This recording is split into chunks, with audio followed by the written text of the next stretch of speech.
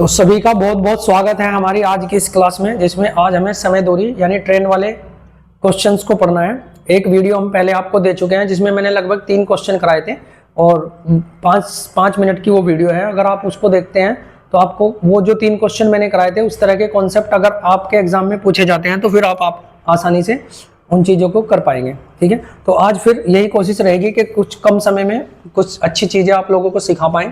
तो 2 क्वेश्चन मैंने आपके बोर्ड पर पहले से लिख लिए हैं। पहले क्वेश्चन को अगर मैं पढ़ता हूं तो एक ट्रेन 72 किलोमीटर प्रति घंटा की चाल से चलते हुए एक पेड़ को 15 सेकंड में पार कर लेती है। ठीक है, और भाई देखो इतना तो आपको पता ही होना चाहिए कि अगर एक ट्रेन किसी पेड़ को पार करती है या किसी खड़े हुए व्यक्ति को या किसी खंबे या पोल को पार करती है तो वो केवल अपनी ही लंबाई चलती है, ना कि किसी और की लंबाई। ठीक है, केवल अपनी लंबाई चलती है। लेकिन अगर वही ट्रेन देखो, जैसे एक ट्रेन है, ये एक पेड़ है, ठीक है, ट्रेन इधर से आ रही है, तो जब ट्रेन इसको पार करेगी तो कुछ इस तरीके से पार करके आगे निकल जाएगी।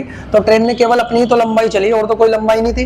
ठीक है, लेकिन अगर मैं इसी की जगह एक पुल लगा दूं, यहाँ पे देखो ये इतना बड़ा पुल है, ठीक है, और ये ट्रेन है, यानी मान लो 200 की ट्रेन है, 100 मीटर का पुल है। ठीक है, तो लेकिन जब ट्रेन इसको पार करेगी तो आप खुद समझना, ट्रेन अगर यहाँ पे आ गई तो अभी पार तो हुआ नहीं है। ठीक है, तो पार कब होगा? जब ट्रेन इसकी पुल की पूरी लंबाई को पार करके और अपनी लंबाई को भी आगे निकाल लेगी ऐसे। ठीक है, तो इसका मतलब ट्रेन को ये और ये लंबाई दोनों चलनी पड़ी है। यानी कि यहाँ से हमें कॉन्सेप्ट क्या सीखना है, जब ट्रेन किसी पेड़ को या खड़े हुए व्यक्ति को या किसी पोल को पार करती है तो केवल अपनी लंबाई चलती है। लेकिन ट्रेन अगर किसी दूसरी ट्रेन को या किसी पुल को या किसी सुरंग को या किसी प्लेटफॉर्म को पार करेगी तो उनकी प्लेटफॉर्म या पुल की लंबाई भी ट्रेन के साथ जुड़ जाएगी, यानी फिर हमें दोनों दूरी जोड़नी पड़ेगी। ठीक है, वो क्वेश्चन मैं आपको करा ही दूंगा आगे। ठीक है, तो इतना सा सिखाना था भाई मुझे। बाकी चाल तो आप लोगों को बदलनी आती है। अगर नहीं आती, अगर किसी को प्रॉब्लम है, वैसे तो सबको आती होगी भाई, लेकिन 1-2% अगर 5% बच्चों को किसी को प्रॉब्लम है तो वो हमारी जो चैनल है उस पर जाकर देख सकते हैं। मैंने उसमें बताया था कि किस तरीके से आपको चाल को फटाफट से बदल सकते हैं। ठीक है, तो ये चीज देख लो एक बार। एक ट्रेन 72 किलोमीटर प्रति घंटा की चाल से चल रही है, पेड़ को 15 सेकंड में पार करती है। ठीक है, तो हमें पता है जो लंबाई निकलती है, जो दूरी निकलती है, वो चाल गुना समय से निकलती है। यानी इतनी चाल से चलते हुए ट्रेन इतने समय में एक पेड़ को पार कर रही है। तो अगर मैं यहाँ से इसकी ट्रेन की दूरी निकालना चाहूँ, तो इसकी चाल निकालना चाहूँ चाल तो ये है ही, ठीक है, तो दूरी निकालना चाहूँ तो वो निकाल सकता हूँ। और दूरी कैसे निकलती है? चाल गुना समय से। लेकिन आपको थोड़ा सा यहाँ समझना पड़ेगा, चाल यहाँ किस में है? किलोमीटर प्रति घंटा में है, और समय किस में है? सेकंड में है। तो इसको मीटर प्रति सेकंड में बदलना पड़ेगा। और ये 18 चौक होते हैं 72, तो 5 चौक 20, यानी इसकी जो चाल है वो मीटर प्रति सेकंड में कैसे आ गई भाई? मैंने बताया था आपको कि वीडियो हमारे चैनल पे पड़ी हुई है, आप देख सकते हो कि कैसे मैंने डायरेक्ट बिना किसी गुणा के, बिना किस तरीके से एकदम से इसको बदल दिया। कैसे? ये 18 चौक 72 है तो आपको 5 चौक करना है, क्योंकि 18 और 5 का ही रेशो रहता है वहां पे। तो 18 चौक 72 तो 5 चौक 20, यानी 20 मीटर प्रति सेकंड में आ गई। और 15 सेकंड तक ट्रेन चली है तो 15 से इसमें गुणा करेंगे तो यानी ट्रेन की चाल भी हमने निकाल ली। और ट्रेन की लंबाई कैसे निकलेगी? 15 दूनी 30, यानी 300। यानी ट्रेन कितने मीटर की है भाई? 300 मीटर की है। तो यहां से मैंने 2 चीजें निकाल ली, एक तो ट्रेन की चाल निकाल ली और एक ट्रेन की लंबाई भी निकाल ली। अब आगे चलते हैं। पार कर लेती है यही ट्रेन, कौन सी ट्रेन? जिसकी चाल 20 है और दूरी कितनी है? 300 मीटर की।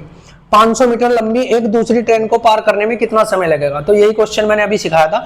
जब भी ये ट्रेन, मान लो ये 300 मीटर की ट्रेन है और ये 500 मीटर की ट्रेन है, तो अगर इस ट्रेन को इसे पार करना है तो इसकी दूरी और इसकी दूरी दोनों जुड़ जाएंगे, यानी दूरी कितनी हो जाएगी? 800, और चाल तो यही रहेगी 20, और इससे भाग करो तो कितनी देर में? 40 सेकंड में। 40 सेकंड में क्यों आया भाई आंसर? क्योंकि दूरी मीटर में है और चाल मीटर प्रति सेकंड में है। ठीक है, तो जब मीटर प्रति सेकंड से मीटर को भाग करोगे तो जो समय आएगा वो सेकंड में आएगा। तो कितने सेकंड में? 40 सेकंड में। ठीक है, आई होप कि ये चीज आप लोगों को समझ आ गई होगी भाई। ठीक है, इस तरीके से करना होता है। आगे और देखते हैं एक और क्वेश्चन। 2 ट्रेन दिल्ली और जयपुर के बीच चलाई जाती है, कितनी कितनी चाल से? 50 किलोमीटर प्रति घंटा और 40। यानी अगर मैं यहाँ दिल्ली मान लूं, ठीक है, और इधर मैं जयपुर मान लूं, तो ये 50 किलोमीटर प्रति घंटा की चाल से यहाँ से चलेगी इधर से, और ये 40 किलोमीटर प्रति घंटा की चाल से इधर से चलेगी भाई ऐसे। ठीक है, और एक ही समय पर चलाई जाती है, यानी सपोज करो 8 बजे चलाई या 9 बजे, एक ही समय पर चलाई गई। दिल्ली और जयपुर के बीच की दूरी 270 किलोमीटर है। ठीक है, 270 किलोमीटर है दिल्ली से जयपुर की दूरी। 2 ट्रेन कितने समय, तो ये ट्रेन कितने समय बाद मिलेंगी? यानी जब ये चली थी उसके कितने समय बाद मिलेगी? तो हमें केवल समय बताना है। अगर यहाँ हमें वो देता कि ये 8 बजे चलाई गई, फिर ये भी पूछ सकता था कि कितने बजे मिलेगी, वो भी हम निकाल लेते।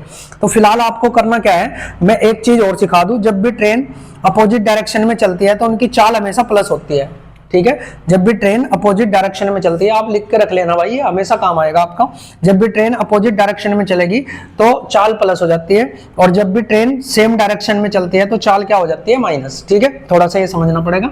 अब देखो ये सेम समय पे दोनों ट्रेन इधर उधर से चली है ऐसे, तो दोनों की चाल जुड़ जाएगी 90 किलोमीटर प्रति घंटा, और दूरी कितनी है 270 किलोमीटर। तो 270 को ये जुड़ी हुई चाल से 90 से भाग कर दो, कितनी देर में कर देगी, 3 घंटे में।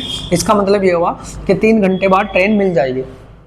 इस क्वेश्चन में क्या पूछ सकता था, इसमें ये पूछ सकता था कि दोनों एक ही समय पर ना देके ये बोल देता चलाई जाती है और 8 बजे चलती हैं, दोनों कितने बजे चलती है, 8 AM पे, 8 AM पे, तो कितने बजे मिलेगी। ठीक है, तो ऑप्शन वहां हो सकता है 11 AM पे मिलेगी, है ना, 11 PM पे मिलेगी, 10 AM पे मिलेगी, या 10 PM पे मिलेगी, ऐसे दे सकता है ऑप्शन। AM PM का सिस्टम भी यहाँ रखता है। ठीक है, तो अब आप इतना समझना, अगर 8 बजे ये चली, 8 बजे ये चली, और तो हम इसको ऐसे ही करेंगे तो 3 घंटे बाद मिलेगी। तो 8 के 3 घंटे, अगर 8 में 3 जोड़ते हो तो 11 बजते हैं, और ये AM था तो 3 बजे 11 बजे भी AM ही रहेगा, यानी इसका आंसर कितना आ जाता, 11 AM। तो दोनों तरीके से क्वेश्चन पूछ सकता है। दूसरा क्वेश्चन यहाँ देखते हैं हम।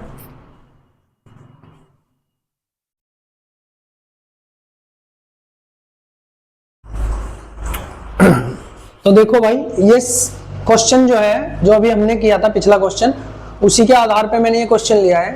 बस इसमें थोड़ा सा अंतर क्या है, देखो सेम सारी चीजें वही है कि 2 ट्रेन दिल्ली से और जयपुर के बीच चलेंगी 50 की चाल से, 40 की चाल से, और इनके बीच की दूरी इस बार मैंने 370 ली है। ठीक है, क्योंकि हमें तो क्वेश्चन निकालना है भाई, नहीं तो दिल्ली और जयपुर की दूरी तो वही रहनी है।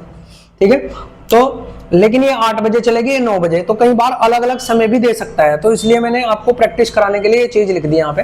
तो पूछ लिया कितने बजे ये ट्रेन मिलेगी। ठीक है, तो मान लो ये AM है, कोई दिक्कत नहीं, 8 AM और ये 9 AM सुबह के। तो अब यहाँ प्रॉब्लम ये है कि हमने ये पढ़ा था कि जब भी ट्रेन अपोजिट डायरेक्शन में चलती है तो उनकी चालें जुड़ जाती है, लेकिन अगर मैं इसकी चाल जोड़ूं तो आप ये समझना, ये 8 बजे चली, वो तो अभी चली भी नहीं, तो उसकी चाल कैसे जोड़ सकते हैं। ठीक है, तो ऐसे केस में आपको क्या करना पड़ेगा, पहले उसके समय के बराबर तक इसको चलाना पड़ेगा। तो अगर मैं इसको 9 बजे तक चलाता हूं तो आप इतना बताना इसकी चाल कितनी है, 50 किलोमीटर प्रति घंटा। तो 1 घंटे में ये 50 किलोमीटर की दूरी तय कर लेगी यहाँ से यहाँ तक की। सही है, 50 किलोमीटर दूरी तय कर चुकी। अब 9 बज गए देखो यहाँ पे, और 9 बजे वो भी चलेगी, 9 बजे ये तो चलेगी यहाँ से, ये तो चली रही है, तो 50 इसमें से हमें क्या करना पड़ेगा, लेस करना पड़ेगा। तो जैसे ही 320 में से आप 50 लेस करते हैं तो कितना बचेगा, 270, वापिस कितना आ गया, 270। ठीक है, तो 270। अब 9 बजे ये यहां से चलेगी, 9 बजे ये यहां से चलेगी। अब दोनों की चाल में जोड़ सकता हूं, ये 50 की चाल से चल रही है। ठीक है, अब मैं दोनों की चाल क्या कर सकता हूं, जोड़ सकता हूं। तो इस 270 की दूरी को तय करना है अभी ने। ठीक है, ठीक है, 270 की दूरी को 90 की चाल से, तो वही 3 घंटे में कर लेगी। ठीक है, लेकिन उसने पूछा है कितने बजे मिलेगी, तो कितने बजे, 9 बजे के बाद 3 घंटे लगेंगे, तो 9 + 3 कितना होगा, 12 AM लिखूं PM, तो इसमें कंफ्यूज नहीं होना, 12 बजते ही क्या हो जाएगा, PM। तो आंसर आपको PM वाला देना है, अगर वहां 12 AM हुआ तो वो आपका गलत हो सकता है। ठीक है, तो 9 और 3 12 होते हैं। ठीक है भाई, इस तरीके से क्वेश्चन को करना है। तो ये इसलिए मैंने साथ में ले लिया ताकि आपको कभी कोई कंफ्यूजन ना हो, नहीं तो आप डायरेक्ट जोड़ोगे फिर आंसर गलत आएगा। चलो एक क्वेश्चन और देखते हैं, बढ़िया सा क्वेश्चन, बेहतरीन सा। इस तरह का क्वेश्चन आपको रेलवे के एग्जाम में जरूर देखने को मिलता है, थोड़ा लेंथी सा लगता है लेकिन होता बिल्कुल आसान है। कैसे, समझो। एक रेलगाड़ी 35 किलोमीटर प्रति घंटे की चाल से चलते हुए एक प्लेटफॉर्म को 18 सेकंड में पार करती है। तो मैंने ये बताया था कि जब भी ट्रेन प्लेटफॉर्म को पार करेगी तो अपनी और प्लेटफॉर्म दोनों की लंबाई पार करेगी। ठीक है, तो यहां से अगर मुझे दूरी निकालनी हो तो चाल ये रही 35 किलोमीटर प्रति घंटा और समय रहा ये 18 सेकंड, यानी 18 सेकंड में ट्रेन ने अपने आप को भी पार करा और प्लेटफॉर्म को भी पार किया है। ठीक है, तो यानी 18 के गुणा अगर इस चाल में करता हूं तो यहां से दूरी निकलेगी दोनों की, लेकिन वो किस में है, सेकंड में, और ये कितने, मीटर प्रति सेकंड में। तो उसको 5/18 करना पड़ेगा भाई। ठीक है, ये मीटर प्रति सेकंड में आ गया। अब इसकी गुणा 18 में कर लो, तो 18 से 18 कट गया, और इसकी गुणा करोगे 5 × 5 = 25, 2 हासिल, 5 × 15 = 2 17, यानी 175 जो आई है इसमें ट्रेन की लंबाई भी है और प्लेटफॉर्म की लंबाई भी है।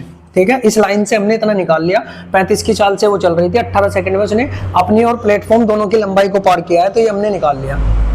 अब क्या आएगा, तथा एक आदमी जो ट्रेन की दिशा में चल रहा है उसे 5 की चाल से, वो 5 की चाल से चल रहा है। आदमी कितनी चाल से, देखो ट्रेन भी इस दिशा में जा रही है और ये आदमी भी इसी दिशा में जा रहा है भाई।